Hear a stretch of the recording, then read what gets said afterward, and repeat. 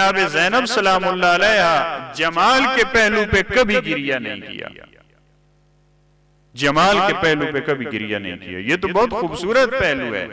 और करबला के लिए, करबला को जो हम उसवा करार दे सकते हैं, हम अपनी जिंदगी के लिए कुछ ले सकते हैं, वो करबला का ये पहलू है,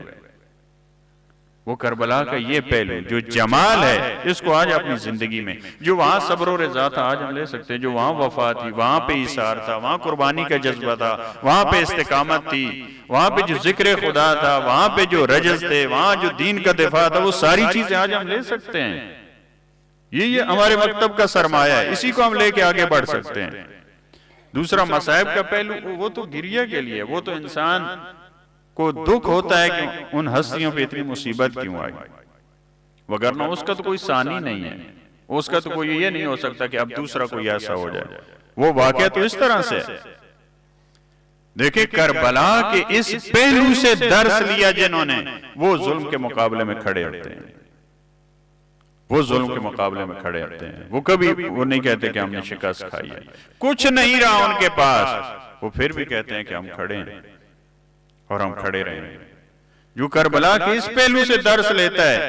जनाब सानिया ज़हरा पे कितने बड़े मसाइब आए। किसी मरहले में आप देख लें, करबला से शाम तक किसी मरहले में आपको नाउमीदी या शिकस्त ये नजर नहीं आएगी। मतलब अब तो हम खत्म हो गए, अब हम किसी काबिल नहीं रहे। देखिए जहां पे, और ये बहुत इसी वजह से जनाब ज़ैनब को अकील बनी हाशिम कहा जाता है, यानी जहां पे रोना है वहां पे रोना, जहां पे इस्तिकामत है, जहां पे ललकारना है, जहां पे गुफ्तगू करनी है, जहां पे खुतबा देना है, वहां पे वही काम है। हमारे यहाँ अफराद क्या मसलन को जब गुफ्तगू करने का मरहला आता है तो वहां पे गुफ्तगू नहीं करते, जहां रोने का मरहला आता है वहां पे नहीं रोते, जहां पे नहीं रोना वहां पे रोना शुरू कर देते हैं।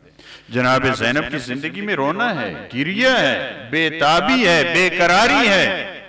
लेकिन जब वहां पे सामना होता है एक जालिम से, वहां पे क्या है,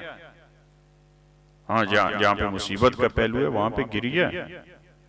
लेकिन ये आप देखें जब दरबार यजीद में, वहां भी इसी तरह से, और यहाँ इब्न ज़ियाद के दरबार में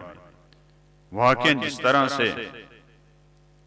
और किसी ने क्या, करबला दर करबला मी मांद अगर ज़ैनब न बूद,